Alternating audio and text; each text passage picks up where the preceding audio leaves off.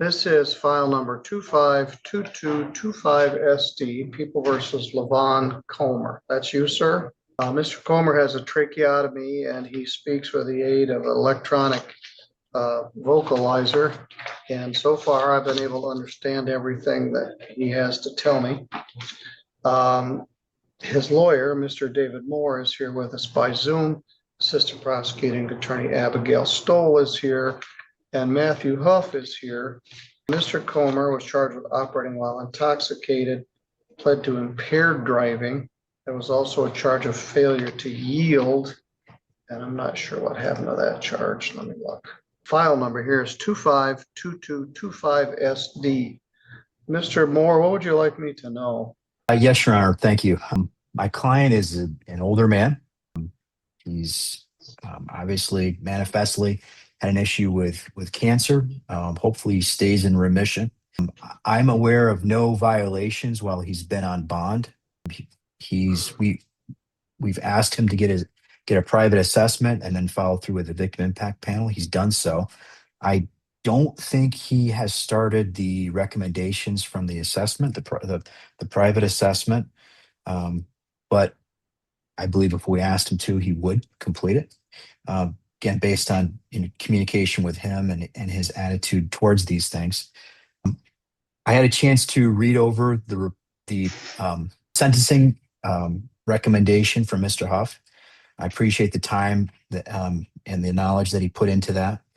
My recommendation would be probation, fines and costs, and 10 days deferred. I know the probation agent has asked for 10 days with 6 deferred, but I would ask for, again, probation for a year, fines and costs, and 10 days deferred, Your Honor.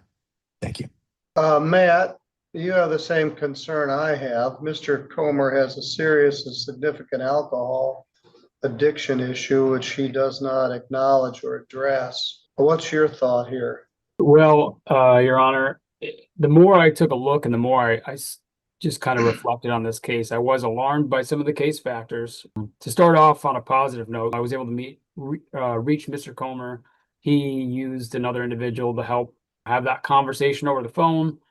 I think the conversation went relatively well, except for the fact that there seems to be potentially some underplaying of a relationship with alcohol. Could you speak up? We're having trouble hearing you. Can you hear me okay now? Yeah, that's better. Okay, I'll sit a little closer. So as the court had kind of alluded to, a little bit concerned about some potential substance abuse issues going on here. When I spoke with Mr. Colmer about how often he uses alcohol, he indicated every 4 to 6 weeks. His blood alcohol content was really high. Despite the fact that he was taken to the hospital for a blood draw, he was still almost 3 times the legal limit. And obviously, there's an accident involved in this as well, where he's coming back from White Pigeon from the Tomahawk Bar, and he's coming home at essentially rush hour, 6 o'clock. As everyone's getting out of work, he's on his way back. This is a weekday. So the case facts are bad.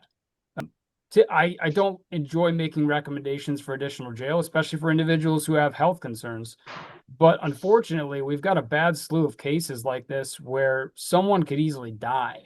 And this is not Mr. Colmer's first go around. He had one in Elkhart about 10 years ago. The police report indicates that through the law enforcement information network, there was an additional one from 1969. I did not retain that on my copy of the criminal history, but I noted that it was in the police report. So I have some concerns about potential substance abuse or alcohol abuse. With that being said, Mr. Colmer said he would comply with any terms of probation. The biggest issue for us is essentially he doesn't live in our county. So it makes the recommendation for probation a little bit harder, but he indicated that he would comply with all terms of probation, including some substance abuse, which I believe, substance abuse testing, which I believe touches on protection of society. And I think that's the most relevant sentencing factor here today. Ms. Stoll, what's your thought here? I don't have much to add, Your Honor. I believe Matt's recommendation is appropriate, and I would ask the court to follow it. I'm trying to look at my notes to see what we did with that failure to yield. According to my notes, he admitted to the failure to yield. All right, so that's what I thought. Here's my note. Yes, failed to yield, impaired. Impaired was a blessing on this set of facts, a .2. You pulled out in front of a semi and you almost killed yourself and the man that was driving the semi. Rush hour in St. Joe County is a lot different than rush hour on Lakeshore Drive. You were out in the country. You blew the stop sign. You were turning south to head back to Elkhart, and you hit this man's semi. He was from Pennsylvania, and you nearly killed yourself and could have killed him and other people behind there. You had a bottle of whiskey in the car.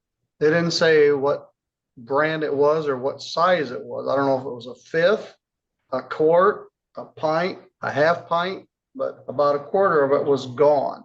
You've been drinking at the Tomahawk, and I'm mad at the Tomahawk because they keep getting drunk driving cases coming out of there. You're drinking Kessler's and Diet Coke, 6 o'clock in the afternoon. October the 28th is a Tuesday. And you say you drink every 4 to 6 weeks. I don't believe that. I believe you drink every day. No, I don't do. Well, then you got quite a tolerance to get up to 0.2.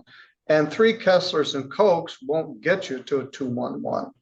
So you were good and drunk with your blood alcohol almost 3 times the legal limit. And you were going to drive all the way back to Elkhart. That's scary. What would you like me to know?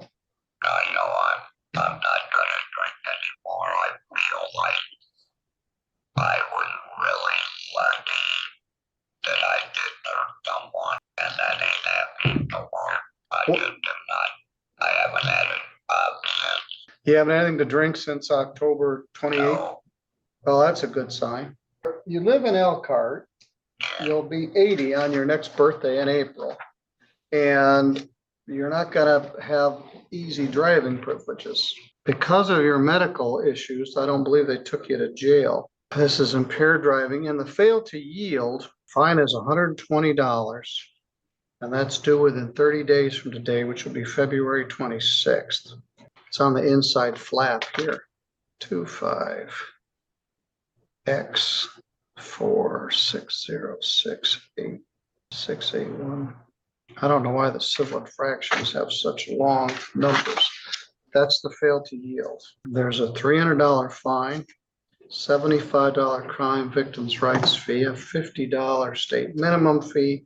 I'll cut the screening fee in half for $50. I had a bunch of pens that don't work. There is no attorney fee. Matt, was there a police reimbursement here?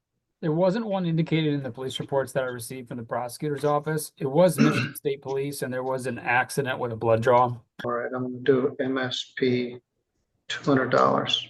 Let's add that up. 300 plus 125 plus 150 plus 200, 775. I'm gonna give until March 26th. I looked at this case last week. Also looked at it again with some care this morning. This was almost a fatal accident. You pulled out on a 131 off Indian Prairie Road without stopping at the sign, hit this truck driver, and right front tire damaged his truck. He wasn't injured, or this would have been something else. Someone very near this intersection just got a prison sentence from Judge Stutzman because he killed somebody. We sure have a lot of accidents on 131. You have a previous conviction from Elkhart and a really old conviction, which means theoretically this would have been a felony third offense. Your blood alcohol was 3 times the legal limit, and there was open alcohol in the vehicle. And I believe you're underreporting the amount that you were drinking. Oh, if you hadn't had a drink since, that's a good start. You don't get a get out of jail free card. You get 2 days in jail, credit 0. Leaving 2 days to serve, which is going to start right now. You're going to jail. I could have done a lot more than this. I don't want to do a probation. You live in Elkhart, you stop drinking. You've already done the victim impact panel, but you almost killed somebody, including yourself. 2 days is a gift. So you can go with a court officer. You owe the total of $845 on both of these things. First one's due February 26th. The second one's due March 26th. All right, you can go with a court officer.